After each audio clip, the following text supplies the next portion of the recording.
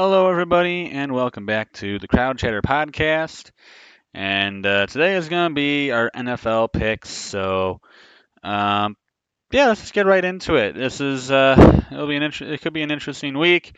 Starting off with the Thursday night game, we have the San Fran Giants and San Fran Giants, New York Giants and San Fran Niners. I'm sorry, Giants, but you got smoked by the Dallas Cowboys, you got uh, and then you were getting massacred by the Cardinals until you made a miraculous comeback and then barely beat them. Both of those games are utterly embarrassing. You'll be embarrassed again by the San Fran Niners. I am so sorry if you are a Giants fan, but this game is going to be uh, ugly with a capital U. Then we have the Tennessee Titans going on the road to take on the Cleveland Browns. Honestly, this is an easy pick for me as well. Um, if some of you weren't actually watching the Browns Steelers game, yeah, Nick Chubb, yeah, let's just say he's gonna be out for a while, a long while. We'll just put it that way. He's gonna be gone for a long time. And so obviously that is a massive part of the Brown team and the Browns offense. And with Deshaun Watson not looking like the old Deshaun Watson, as well, shocker, after he didn't play for like 3 years, he doesn't look like the old Watson again. Um, yeah, I'm not really all that sold on Cleveland and Tennessee. Getting the win in overtime last week against the Cleveland, or not against the Cleveland Browns, against the LA Chargers in a huge win. Yeah, give me the Titans to get the win on the road against Cleveland, especially with no Nick Chubb. Serbenski still has the Browns. I'm not really sure if he knows that Nick Chubb is actually out for the year, but maybe he does. I'll just leave it as is. Next, we have the Atlanta Falcons going on the road to take on the Detroit Lions. Now, that was a tough pill to swallow last week if you're a Lions fan, as we essentially did the exact same thing that we did last year when we lost to Seattle again. Um, and Atlanta, this is actually a really underrated Atlanta team. I think a lot of people crap on this team because they're well known for blowing games. This might be a week of which they don't do that. The only way the way that the Lions are going to have to win this game, if they are going to win this game, if they want to beat Atlanta, they're going to have to make Desmond Ridder throw the football, which would mean you have to stop the run game. You have to force, you have to force them into long third down situations and force Desmond Ridder to try and throw the ball because everybody knows he ain't very good. But they're able to just run all day with B. John Robinson or I guess Tyler Algier since they like to play him too. Uh, if they get to just run with those two all game long, Lions aren't winning because the Falcon defense is not what it was last year. It's much improved, and they're a lot better than they were a season ago. But if you're the Falcons, the Lions are going to have to force them to throw the football. If they don't do that, they will not win this game. We thought the Lions would win the last one at home against Seattle, and they didn't do that. This is a toss-up game. I'm going to pick the Lions because I'm a Lions fan and I'm a homer, but this is a tough one. And if we don't force Atlanta to throw the football, I don't feel good about our chances. But give me the Lions. Let's just see. Obviously, last week was tough. Some of you know I'm a partial Seattle fan, but that's not a game Seattle should have won. That should have been a Lions win, and they threw it away. Um, But give me the Lions, and that's of course a pick for Serbenski. I mean, we're all Lions fans, so of course we pick the Lions. That's what Lions fans would do. Next, we have New Orleans Saints going on the road to take on the Green Bay Packers. This is a decent New Orleans Saints team. Green Bay, not really all that enthused about the Packers. Jordan Love and Green Bay end up taking a tumble on the road against the Falcons last week. Of course, they beat the crap out of the Bears in week one. Back at home, well, actually not back at home for the first time this year, their home opener. I think the Saints spoil it. Look, this New Orleans Saints team, they're not great offensively, but their defense, they don't create a lot of turnovers on defense, but they're good defensively. They're going to shut down they're going to shut down opponents. This is a team that doesn't create a lot of turnovers, but if you look at their stats last year, this team didn't give up a ton of yards, they didn't give up a ton of points. It was low-scoring games. Their offense was a struggle bus, but this is an underrated defense from a season ago, and it's the same defense from a year ago. I think Green Bay finally meets his match. You know, they met their match last week against Atlanta. They took a tumble. I think they take another one. I think the New Orleans Saints have a little bit more in them than Green Bay. Not the case for Serbenski. He has the Green Bay Packers getting a win at home against the Saints. Side note, of course, I don't have Sam's picks. I'll have to update those later. It's just me and Serbenski's picks at the moment. I will get those when I can, of course. Um, Next, we have the Denver Broncos going on the road to take on the Miami Dolphins. Denver has looked awful. The Dolphins have looked good enough, anyways. With Denver not looking very good to start the season, I got Miami winning this one. Also going to be the pick for Sperbenski. He's got the Miami Dolphins winning this one. It's just Denver. I thought it'd be different. I thought they'd be better. Instead, they've had two easy games to start the year, and they've lost them both in the worst possible fashion, by one and by two. They have really not looked good in either game.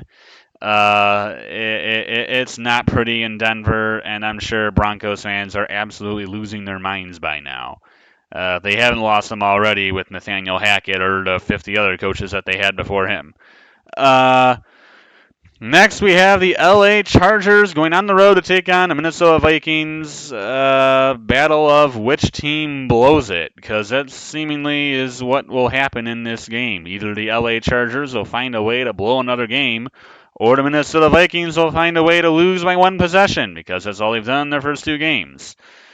Um, Minnesota, this is a really tough game because the Chargers, you know they're better than 0-2. You know this is a good Chargers team, but the Chargers still have found ways to blow it against Miami in week one, and then to blow it in their next one against the Tennessee Titans, losing it in overtime.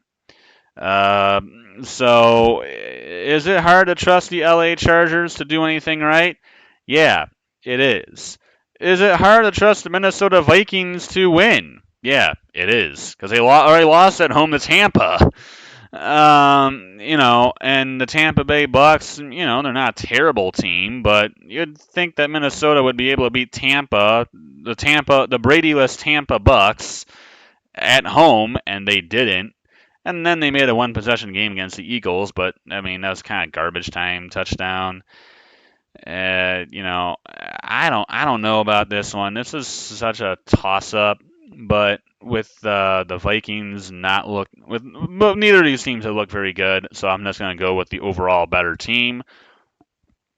And I think the Chargers will finally not blow a game and finally get a win to start off to get their season going. One of these teams is going to win. And I'm going to go with a one-possession win for the Chargers, of which they don't find a way to blow. Of course, Serbenski has the Vikings, so he figures that the Chargers will probably find a way to blow the game, of which I don't disagree. I think I'm in a similar wavelength here. and thinking, yeah, that's probably what they're going to do. So next we have the New England Patriots going on the road to take on the New York Jets. The Patriots don't really have. This is really anybody's game as well. This is a complete toss-up because the Patriots, their defense is very good, and really, I think these two teams, especially with the Jets now losing Aaron Rodgers for the rest of the year, and having to go back to Zach Wilson again, these two teams are carbon copies of each other. Uh, Two really good, both teams with really good defenses. A couple good players. Of course, the Jets receiver and Garrett Wilson is way better than the Patriots' Juju Smith-Schuster. But the Patriots also have a couple good tight ends. This is gonna be a very boring, very low-scoring game, of which I'll give in a very small edge to the New York Jets. I could see either one of these two teams winning it, and the Patriots, I think, very easily could win this game. But the Jets' defense also looked a bit uninspiring against the Dallas Cowboys, but that's also the Dallas Cowboys. So give me the Jets. It's gonna be really close, but I got Jets, getting a win over the New England Patriots. Every Jets fan is probably so cringe by that. That's like that's not how that sounds. Anyways, I got New York Jets. Also going to be the pick for Serbenski. He's got New York Jets in the win as well. Next, we have the Buffalo Bills on the road, taking on the Washington Commanders. I'm sorry, Washington's not a 2-0 team. They're not that good of a team. They're okay, but 2-0, they kind of got the benefit of playing the Arizona Cardinals and then getting the Denver Broncos, who suck apparently. As their second game and getting lucky and almost giving up a Hail Mary and still losing anyway. So, you know, Bills. I got Bills in Washington with a nice win. Also going to be the pick for Serbenski. He's got the Buffalo Bills taking down Washington, going to 2-1 to start off the season. Next, we have the Houston Texans on the road taking on the Jacksonville Jaguars. This is Houston. This is Jacksonville. I think that's enough said. That's also going to be the pick for Serbenski. We both have the Jaguars. I don't really think that's much of a surprise, considering that Houston is, well, Houston. Let's put it that way, right? Next, we have the Indy Colts going on the road to take on the Baltimore Ravens. I think the Colts might be a little bit better than most people expected, but this is still the Baltimore Ravens. I think this is a very good Ravens team. While the Colts might not actually be complete total chump change, they're still not very good. They're certainly not better than the Baltimore Ravens, so give me Baltimore to win this one. And that's also going to be the case for Serbenski. He has the Baltimore Ravens getting a win at home, taking down the Indy Colts. And then next we start the 4 o'clock games here with the Carolina Panthers heading into Seattle to take on the Seahawks after they got a huge win on the road in Detroit. Now they head back at home after losing their home opener in a miserable looking game to the LA Rams. Um, Now they get another chance at another game at home to get their first home win, taking on the Carolina Panthers. Now, here's the thing with Seattle. And this is what the Lions, and this is what they did against the Lions, and I will still never understand why the Lions never adjusted to this. Seattle loves to throw short.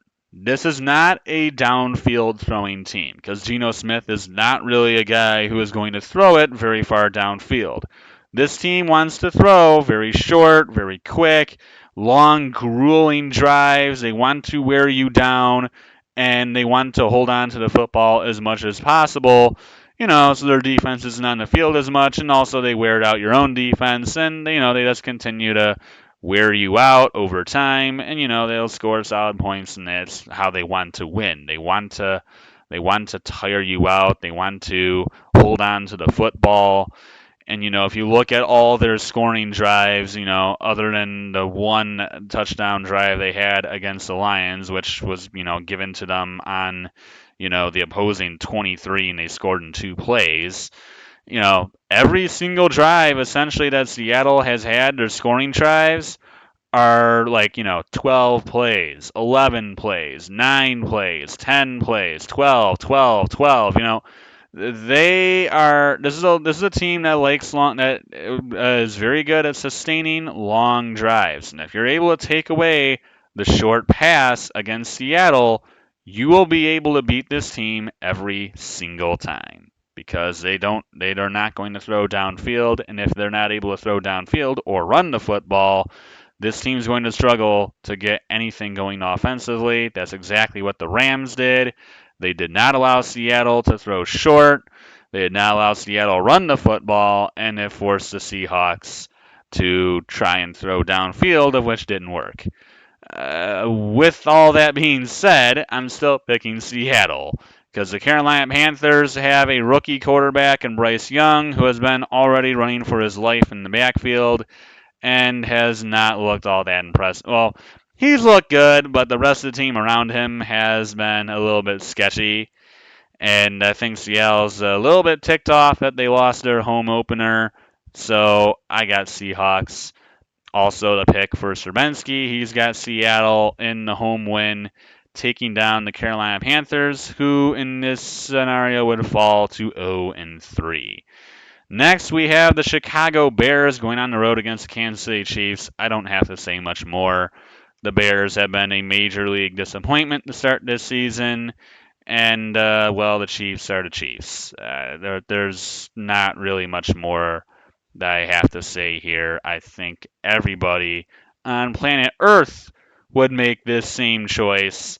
Next, we have the Dallas Cowboys going on the road to take on the Arizona Cardinals. That is also enough said. Yeah, Arizona, just just Arizona. I don't need you need to talk about the Dallas Cowboys. I think I just need to say Arizona, and that should tell you pretty much all you need to know. Next, we have the Pittsburgh Steelers going on the road to take on the Las Vegas Raiders. Steelers got murdered against the 49ers in their first game, and now in the last game, they probably really only beat the Browns. Well, no, I don't really know if they just beat the Browns because Nick Chubb got hurt. But they ended up beating the Browns. Raiders aren't good either, so I don't really know who to choose in this game. I'll choose the Steelers because they have a little bit more options than Vegas. That's not really saying much, but it's not like either one of these teams have, well, really anything. I mean, they both suck. So give me the Steelers.